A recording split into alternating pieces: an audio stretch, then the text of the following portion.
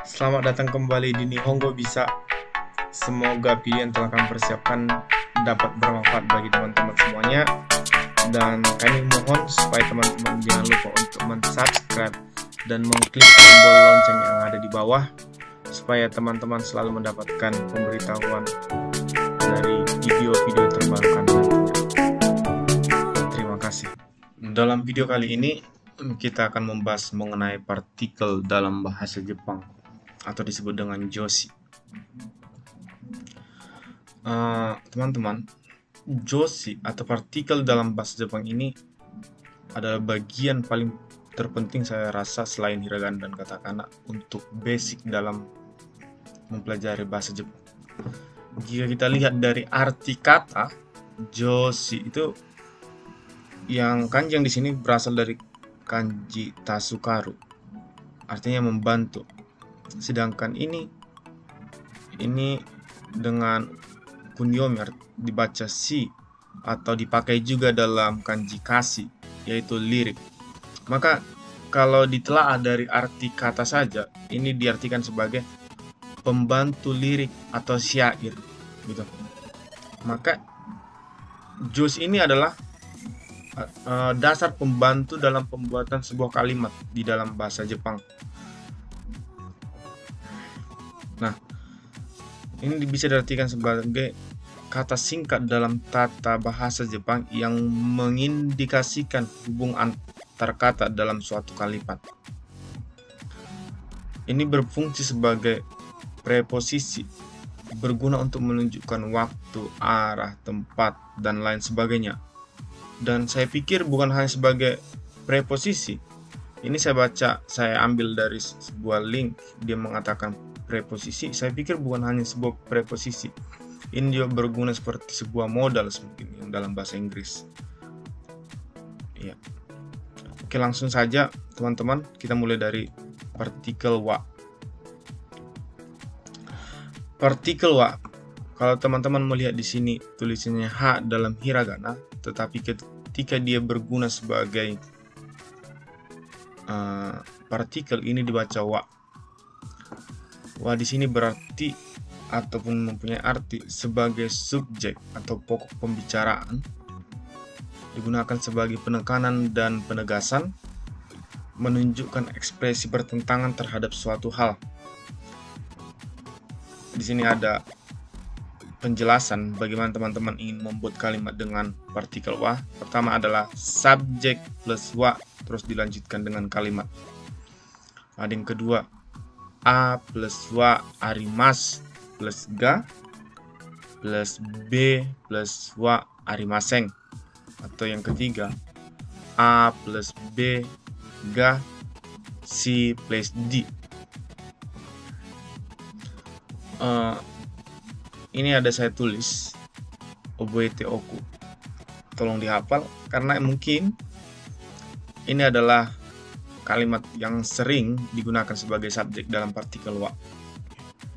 Tetapi belum tentu semuanya. Maksud saya bukan berarti hanya ini semua, masih banyak, tetapi ini sering terutama untuk basic, ini sering digunakan sebagai partikel wa, diikuti oleh partikel wa seperti namae, kono, ano, hari, bulan, tahun, tempat, dan benda. Maka kita lihat contoh soalnya. Contoh bungkenya. Watashi wa Riki desu. Lihat, ini watashi, ini orang ya. Saya Riki. Ashita wa doyobi desu. Besok hari Sabtu. Ini rumus yang kedua. Pen wa arimasu ga enpitsu wa arimaseng. Pen diindikasikan sebagai A, enpitsu diindikasikan sebagai B. A wa arimasu ga, B wa arimaseng. Pulpen ada, tapi pensil tidak ada. Surippa wa arimasu ga, kutsu ga arimaseng. Kakaku wa, maaf, ini bahasa Indonesianya, sendal ada, tapi sepatu tidak ada. Kakaku wa yasui desu ga hinshitsu wa ii desu. Harganya murah sih, tapi kualitasnya bagus.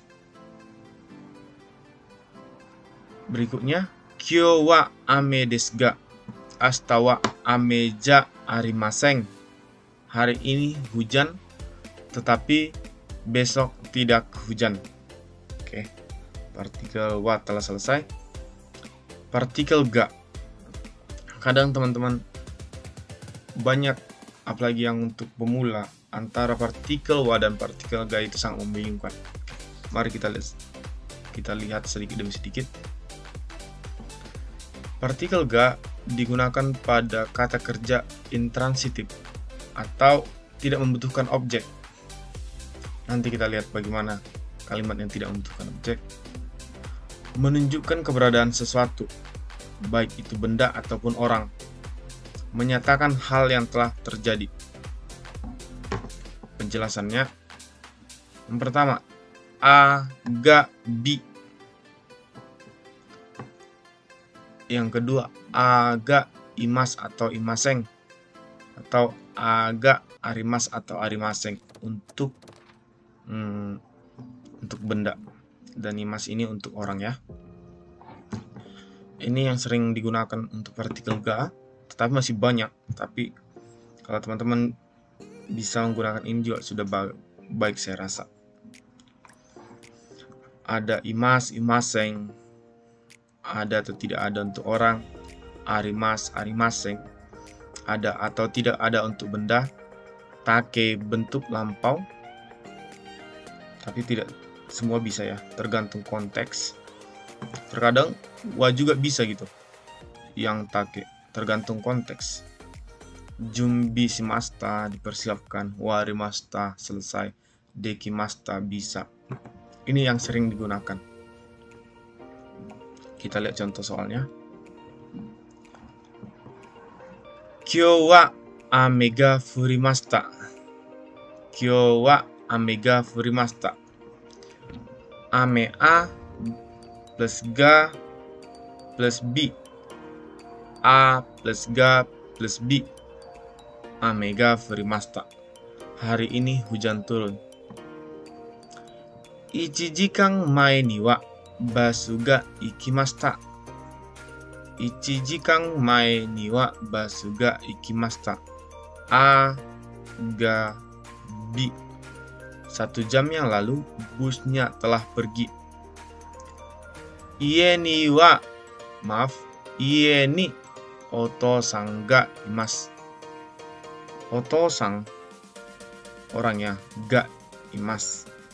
Karena dia otosan adalah ayah, adalah orang, maka yang digunakan adalah imas.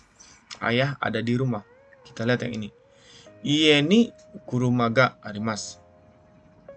Kuruma itu kata benda, sehingga yang kita pergunakan adalah arimasu.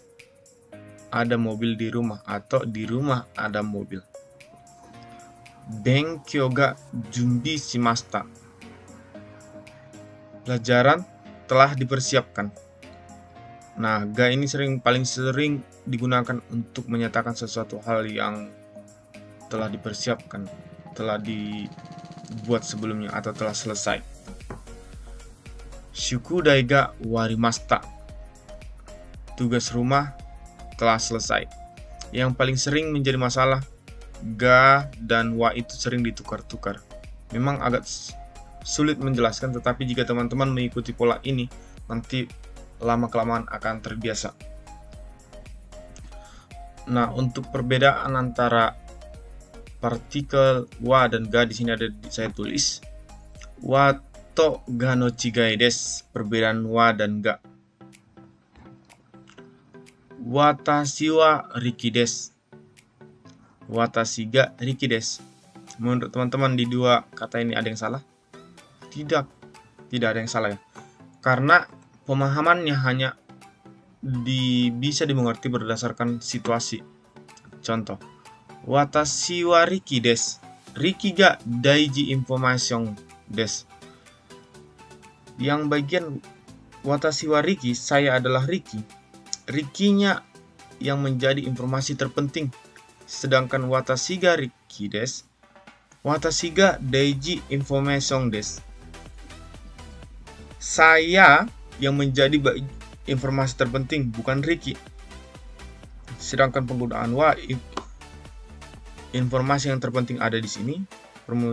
Penggunaan ga, informasi terpenting ada di sini. Oke. Maka kita harus bisa memahami konteks juga supaya bisa menggunakan wa atau ga. Terkadang ini paling sering salah penggunaan atau terbalik. Contoh, onamae wa nan desu ka? Watashi wa Riri desu. Oke. Nah, kalau teman-teman melihat di sini banyak orang, terus kamu bertanya seperti ini. Upin-san wa dare desu ka? Oh, yang mana si Upin di sini? Maka kamu menjawab, watashi ga Upin desu. Bukan watashi wa Upin. Kalau watashi wa Upin, Upinnya memperkenalkan kepada yang bertanya. Tetapi ketika yang bertanya melihat banyak orang dan dia bingung yang mana si Upin, padahal dia lagi cari Upin, maka Upinnya sendiri yang menjelaskan. Watashi ga Upin desu. Terima kasih telah menyaksikan video kali ini. Semoga video ini bermanfaat dan teman-teman bisa mengerti apa yang saya jelaskan. Dan jika teman-teman memiliki koreksi ataupun komentar, saya sangat berterima kasih.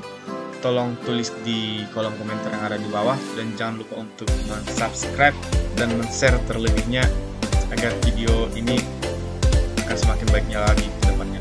Terima kasih.